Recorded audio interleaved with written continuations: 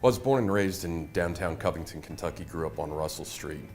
Literally, Covington was my playground as a kid. We were children of the city. We were raised by the entire neighborhood. My grandfather was Lieutenant Colonel Jess Sanders. He was Assistant Chief of Covington Police in charge of the Detective Bureau. My earliest memories of him are as a police officer. At the same time, my dad was an Assistant Commonwealth Attorney in the same office that I now run. I grew up listening to them talk about investigations, about police work, listened to all my grandfather's tales of being a patrolman, of being a detective, all sorts of different cases that I heard stories about. But it goes even deeper than that. My grandfather's father, Jess Sanders Sr., was also a Covington police officer. My mom's father, my grandfather, was an auxiliary police officer in Covington. My grandfather's brother was a police officer in Covington. And with my dad as a prosecutor, I think law enforcement just came naturally to me. It was what I heard about, I had great respect for it, and it was what I wanted to do from day one. But most definitely born and raised here in Kenton County, spent my entire adult life here, except for when I went away to college at Tulane University in New Orleans, Louisiana. I graduated with a Bachelor of Arts degree in communication and came back home to go to Chase College of Law. I did that very intentionally because I knew that I wanted to be a prosecutor, and I knew that in order to get a job as a prosecutor, you had to know the local prosecutor because all the hiring decisions were local. It mattered a lot more about personal relationships than it did GPAs or whether or not you were on law review or anything like that. And fortunately, I got real lucky in terms of timing. And now Judge Grodehouse was then Assistant Commonwealth Attorney Doug Grodehouse, and he got elected as a district court judge, which opened up a vacancy in the Commonwealth Attorney's office right about the same time that I passed my bar exam. So I landed my dream job as my very first job right out of law school, and that was as a prosecutor.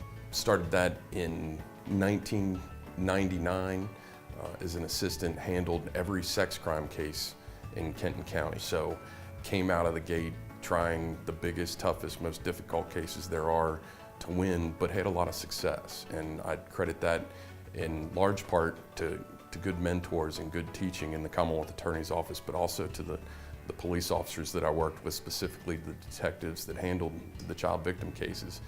And with their help and with their guidance and with the guidance of Don Buring and Tony Brackey and other prosecutors like that, Mike Westling, those are the guys that really raised me as a prosecutor and taught me how to be a quality trial attorney. I learned a very difficult lesson about working in a political office, and that's if your boss loses his job, that you could be out of yours. And I did spend 6 years from 2001 to 2006 in private practice, and the only thing that did was solidify my desire to be a prosecutor.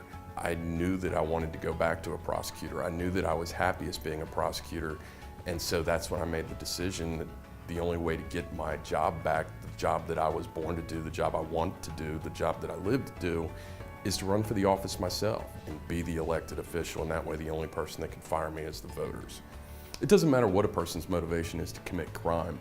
If you're someone who happens to be the unfortunate victim of that crime, you don't really care. You don't care what their problem was. You don't care why they committed the crime. What you care about is that somebody hurt you or hurt your family member or broke into your house and invaded your personal security or stole your life savings or your retirement.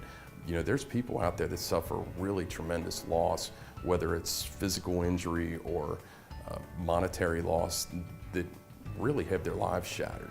And we're here to put it back together as best we can, to give them some sense of justice, to give them assurance that the person that's responsible for doing wrong is held accountable, and to make sure that the criminal justice system does its job.